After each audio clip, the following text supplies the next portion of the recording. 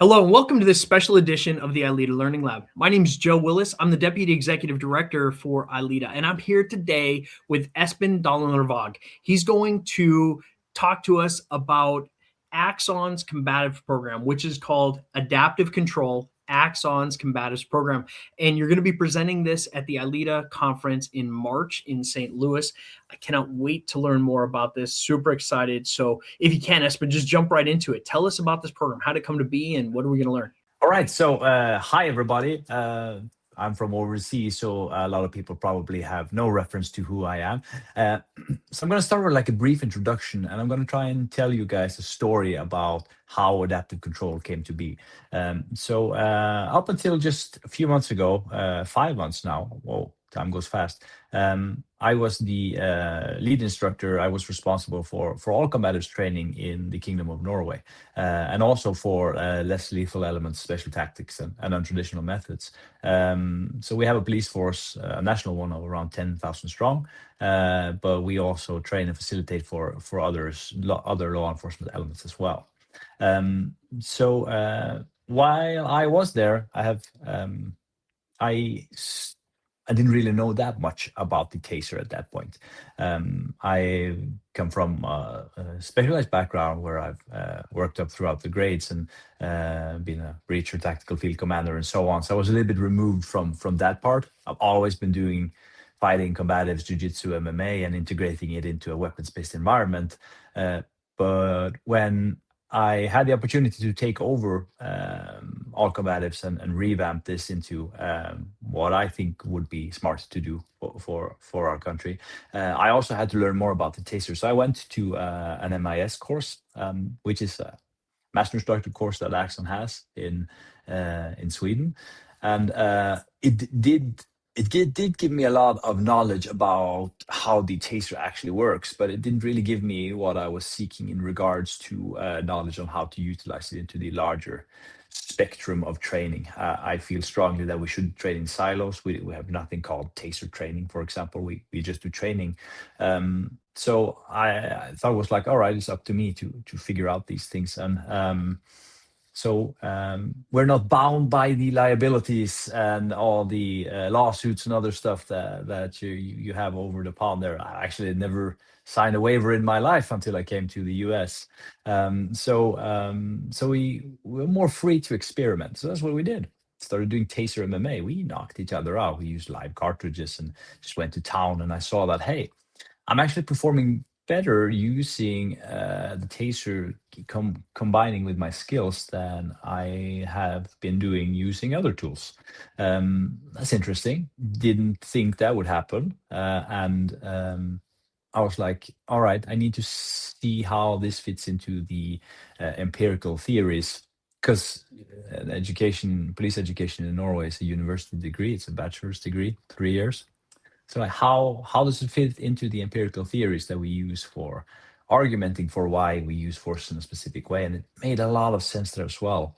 So that gave me the opportunity um, or I thought like, all right, I need to share this with people. So I got um, all the other Nordic countries to come to a summit where we went through what I at that point just coined electric combatives, seeing what would be smart to do fighting too for and over a TASER and what would be, integrating it into the system that I've already developed of best practice combatives.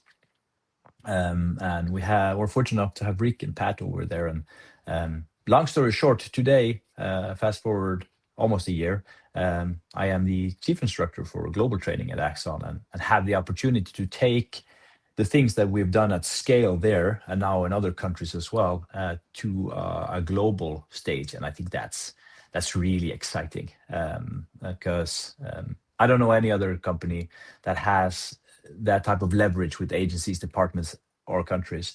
And me being able to utilize that to get high quality training out there. I don't focus that much on tools, to be honest. That's not, I focus on the individual, the person. That's just a dream come true. So that's how adaptive control came to be.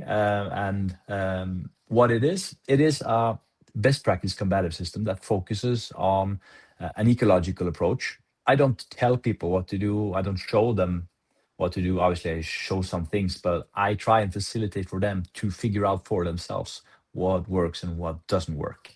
So it is, as I call it, it's a realistic, scalable, and principle-based approach to combatives. So by realistic, I mean that we need to stress test everything. So we actually do no static training at any point. Even when you're learning new skills, we do it in a movable environment, but we scale it down, which is the other part. So we use a scale from 1 to 10. We basically only use 1 to 8 though. And because 9 and 10, the only things waiting for you is injuries or getting your program shut down. So we keep it maybe in the beginning then, or with less performing individuals, we keep it at the lower end of the scale. Maybe we isolate the movements, but we do them in a realistic, complete setting. We don't crop a picture, we scale a picture, keep the movements whole, and put them together with other elements as should be. But as you gain proficiency, or even maybe you have proficiency, we can scale by intensity and by complexity. We can start with adding on you needing to be aware of your room, needing to be aware of your tools, say third persons. Maybe you need to be more cognitive and situational aware because you need to figure out and communicate and use information. Then we can start combining it with other valuable skills within policing as well. And this becomes complex, right? Because policing is super complex. So just imagine me and you on patrol, and we're gonna we have to solve a threat, solve a problem. We have it before us, and we don't know nothing about this guy. We don't know his intention. We don't know his capacity, his capability. We don't know which tools he has on. That's four things to think of. And just those 4 things in different variables can create around 250 different outcomes. But then if you add on other variables that obviously are there as well, our coordinational elements, the situation that we're in, which tools we're going to use, there's easily 10 variables or more, even if you're good at restricting situation in a police officer's solving of a threat. And that's a combinatorial explosion. You go from 257 to 10 billion different outcomes on how things can be combined. You can't script training. It's impossible to do. There's too many different physical capacities and other elements out there. So what we instead should do is work and abide by principle, overlaying principles that we obviously need to abide by the rules and regulations of where we work, but for how we actually solve things, keeping it principle-based. And my favorite principle is simplicity, doing as much as you can with as little as possible. It's just, that's what I think is the way forward. So we focus on these things, and we go through a vertical approach, standing elements, exiting the clinch, taking people down, using it on walls, weapon retention, bad guy with weapon, he grips yours, team tactics. And we use the same approach with all these elements when we're on the ground, when we're in bad positions, which I call horizontal elements, when we're on top, which I call threat control. And then we put it into something that we call the threat barrier, which is like an imaginatory barrier between me or us and the bad guy. And we see how we can, what we can do to establish this one, strengthen it, expand it, or recreate it if we need to do that. And that's where we add on movement, communication, identification, and other tactical elements, depending on how proficient the individuals are. Everything from SWAT units down to recruits will have the same approach, but we scale it differently so they can train together, right? So that's how we've gone about it. And again, we don't tell or show anything. We try and facilitate for people to figure out on their own what works and what doesn't work. That experience in the environment, all the ecological perspectives. And I know there's a lot of discussion to be had there. What I'm curious about is within the spectrum that you've been training. So where does this fit your ground combatives, control tactics in general, lethal use of force here, the transitions between them? Is this something, and it doesn't sound like it is, but is this something unique in that we train this and there's weapons training over here? Where does it all fit together? Can you talk me through that? Yeah. So the answer to where it all fits together is immediately. So I don't believe in silo training. I don't believe in taking things out. You might take out a specific element to delve deeper into understanding it. We can do that. We can put on a constraint. We can put on a restriction so that you focus on developing elements that you don't necessarily would have focused on if we didn't put on that restriction. We just do whatever you usually have done and had success with it, and you don't address that weakness. We can do that. But as soon as we've started to problem solve that problem, then I want to put it back where it belongs, which is in the large context. We do need to train whole and complete from the get-go. So when we call this a combatives program, it's not necessarily the combatives program of just, I'm going to go hands-on, I'm going to fight with you, and by the way, here's a taser, I'm going to show you how awesome this taser is in a fighting setting. It's nothing like that at all. And when we do talk about tasers, it's new generation tasers that we know can penetrate clothing comfortably, that has magazines that lock in place, and that has a different capacity. But back to it. So the thing we focus on is, when we say combatives, is what I call beginning with the end. So a lot of training focuses on the other end. So you talk a lot about coordinational mechanisms, how to lead a team, how you should move up towards a threat.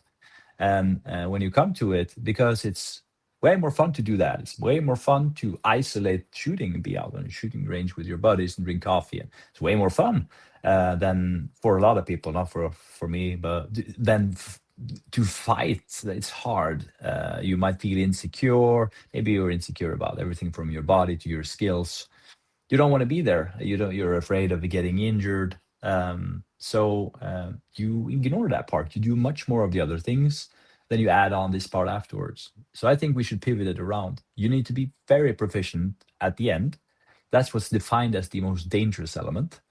And it gives you all these other synergy effects as well. So if you're proficient at fighting, you gain all these other things. You gain, you're not as stressed because you're not as afraid of what's going to happen. So you have more cognitive capacity to what matters in the situation, which is what differentiates from what you've experienced before, because that's the things that stress you, things that are unknown, right? You gain an understanding of how aggressive he is, how your intuition gets better on like how should I approach this situation. You understand what is dangerous and what isn't dangerous. And if you add on, which you absolutely have to, movement and the use of barriers, both static, like doors and walls and other things, like dynamic, like shields and maybe a table, whatever. You also get an understanding of the distance elements from the bad side. When your threat barrier, as we talked about, is broken and you need that forward drive, or what you can do to establish it and strengthen it by your movement patterns and how you should go about that. And that builds into the other tactical elements. So when we call it combatives, it's because we begin with the end. But as we progress through our course, which is a 4-day course, 10 hours, it's very hard. I have to say that. A lot of people said it's the hardest they've done. It is hard, but they learn so much. And as we progress throughout the course, we add on more and more of these complexities until we are at complete policing scenario trainings. Perfect. Talk to me a little bit about how this fits into Axon's bigger picture of training to the best of your ability, as much as you can. Historically, one of the things that we dealt with when it came to TASER training happened here, and the use of the ECD happens here, and this requires so many firing of cartridges, understanding of drive stuns, but not necessarily applying them in a combative scenario. But it sounds to me like Axon is kind of leaning out in a direction to look at the bigger picture, integrate this with other hands-on combative techniques, control techniques, and in the bigger frame of potential lethal use of force. So if you would kind of walk me through where this fits into the bigger picture. Yeah. So first, because I think a lot of people will be skeptical to like, hey, I'm not going to fight over a taser. And I'm not telling you to do that. I'm telling you to have an open mind and to come and experience and figure out for yourselves if it's smart to do or not. Because there's a lot of difference between a T7 and a T10, which has 10 cartridges, has 45 feet. That's developing cartridges now that can penetrate that even works here in the Nordics, right? That can penetrate clothing with Holding much heavy clothes. higher accuracy, yeah, or any clothes, and magazines that don't fall off. So when all these things come together, there are some arguments to be made for using it in the clinch, not just the cognitive capacity thing, but not having to think or worry about angles, not having to be afraid of shooting yourself, your partner, or other third persons, having to angle your weapon so that doesn't happen, malfunctioning when somebody grips it, being able to use it while somebody is gripping it. There are some things that we can experience and figure out around these things. It increases the operational capacity into this sphere where we haven't been playing with it before, right? And that's what we want to do. And technology just continues to get better. If we're not serious about exploring the capabilities of these technologies, we're going to be on the backside, because changing culture within training takes way longer than technological developments.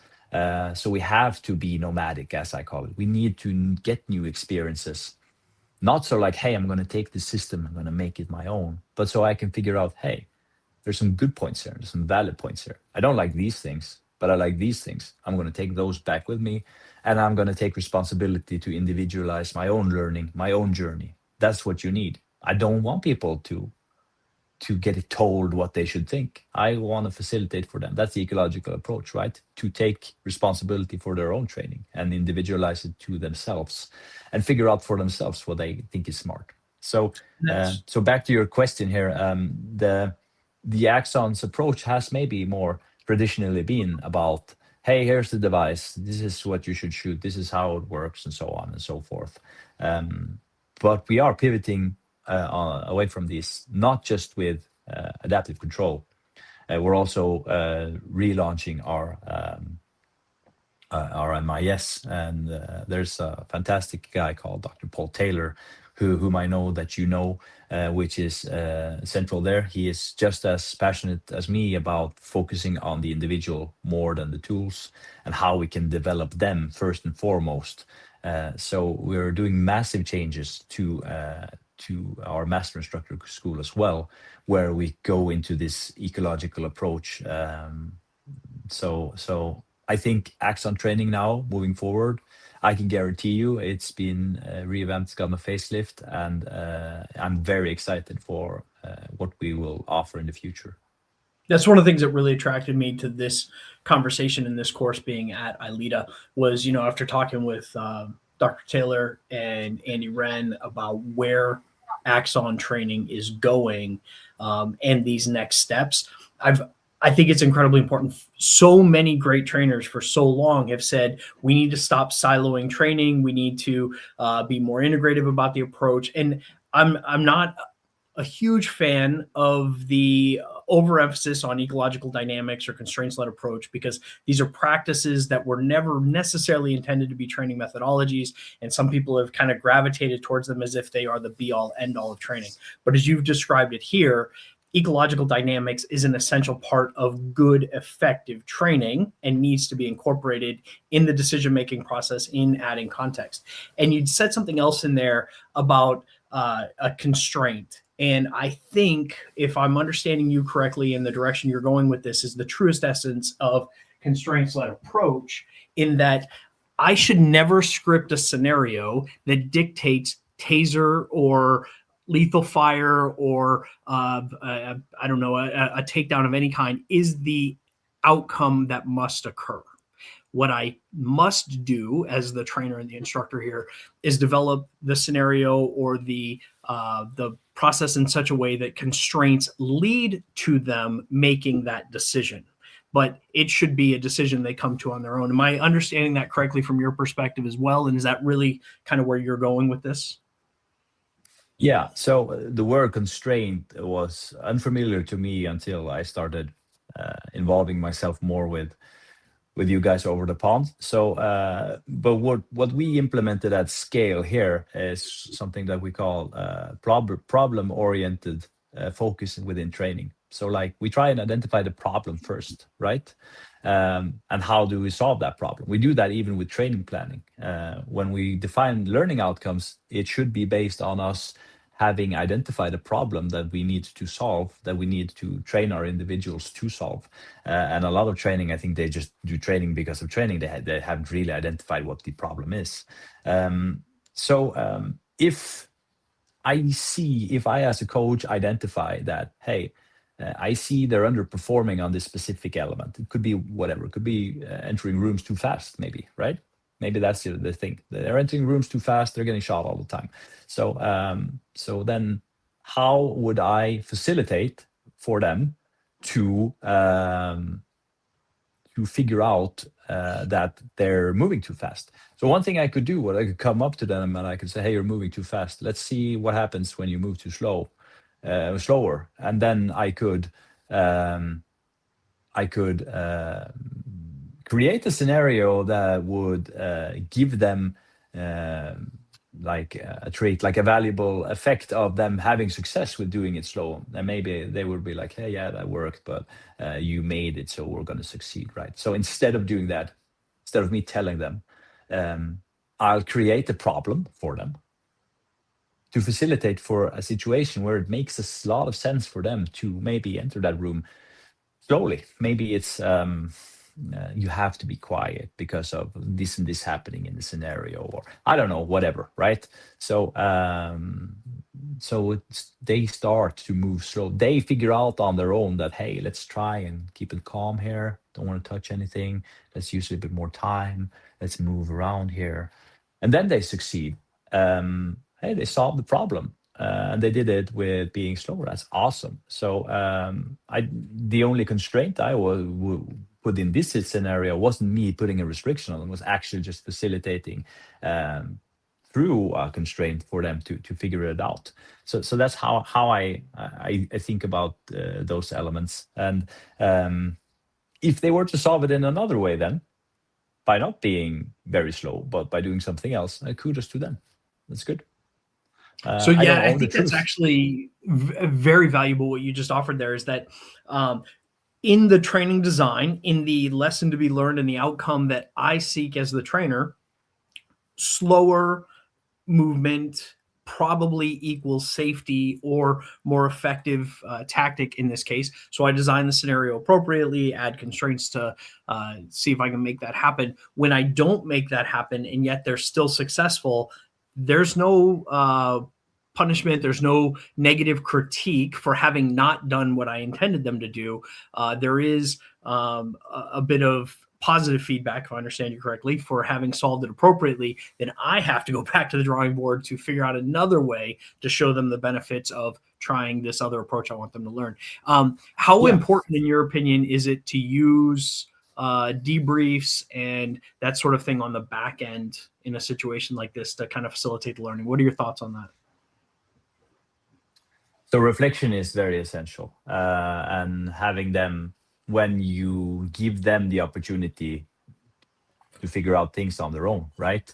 They also need to be able to reflect upon these things. So I think it's very valuable. And I think I spend quite a lot of time actually on feedback and on reflections. I wish I had half an hour more. I have, I think, a pretty unique approach to that. Like, use something called the feedback stare. So I don't care about how people give feedback. It's all about how you receive feedback. So we spend quite a lot of time getting people to be honest with each other and always thank for feedback. You're not allowed to explain or defend your situations because it creates a toxic environment where you get more afraid of actually giving that feedback back to individuals because you're but if we always thank people for their feedback, we're always curious, and even if I want to throw it away, I'm going to thank them for it. I'm not going to defend my actions. So we build upon that with some other essential feedback models. I know we don't have that much time, but I try and challenge all our instructors on, like, how do you structure these things? You do need some structure. A lot of people are like, hey, what do you think about this, and blah blah blah, but like, are you individualizing feedback, or are you doing it in a group? Are you getting them to focus on specific elements, or are you giving them the opportunity to come with whatever feedback they want themselves to give feedback on? And just those four elements you can combine in very many different ways.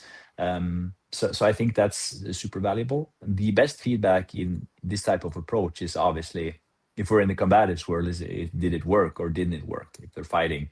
Because that's why we call it realistic training, right? So if it doesn't work, hey, you need to figure it You out, find it man. quickly. That's what we need to do. There's so many physical capacities, so many knowledge bases out there.